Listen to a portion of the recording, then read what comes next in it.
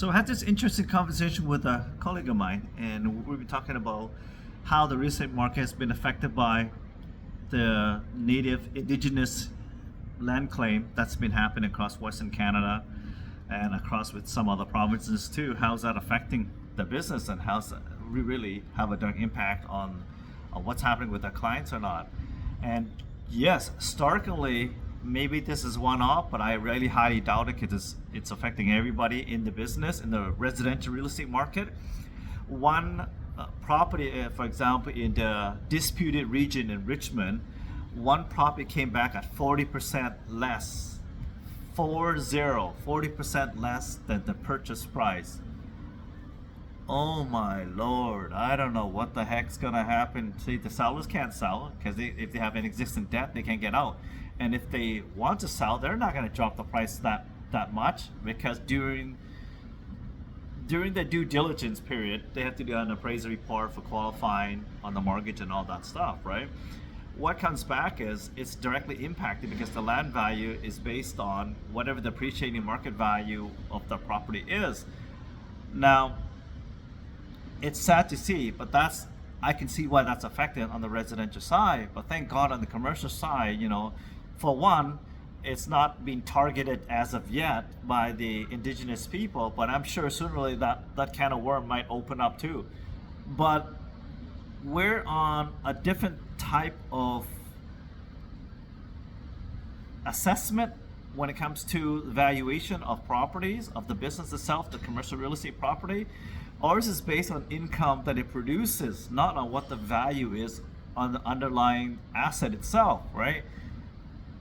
Because in commercial financing, one building next to each other can have a starkly, vastly different valuation in the resale value because of the lease, because of the tenant that's existing in it, right? Sure, it's not going to be 50% difference, but there'll be enough of a variance because, for example, the corner lot versus the lot next to it.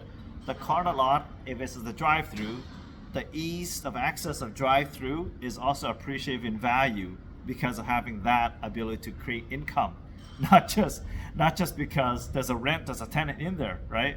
So even if the same square footage, the biggest difference is if there's a drive-through, that gives you higher, I would say, walk-through traffic. I know not walking per se, but that's how business are generated. If there's a drive-through, they can just rotate without having people sit inside it and eat at the restaurant. It's just a drive-through business, right? Meanwhile, if people have to go walk in and out to buy the food and stuff, the tenants are not going to pay as much. There's not that perceived value in bringing income, revenue. Whereas a residential house, it's pretty much didn't matter across the street, around the block, corner lot, not corner lot, irrelevant. The rent's going to be similar. It's like very close to each other, the whole entire block. Whereas commercial, the whole entire block can have 10 different tenants, 10 different buildings with 10 different valuation, like starkly different, vastly different valuation. So that's the biggest thing that I like about commercial financing is we are a little bit sheltered in the fact that the valuation is based solely, heavily reliant on rental income than what the cost it is to build that place and what it costs to replace that building, right? So you want to learn more about commercial financing, about commercial real estate, my name is Suo Trung. Reach out to me, DM me, you have questions, I'm more than happy to help you out. Compare apples to oranges. That's what it is, right? When you're buying a mixed-use property which has a residential upstairs, it's entirely different than buying a two-story house with tenants upstairs and downstairs. Whereas a mixed-use property can have a commercial component below, a retail general store, or a retail office below, and residential upstairs. People live up there. That alone is way better for long-term, for protection, the valuation, everything. For stability-wise, commercial property trumps residential any day of the week now, hands down. And passive investing, passive management versus active management on the residential side.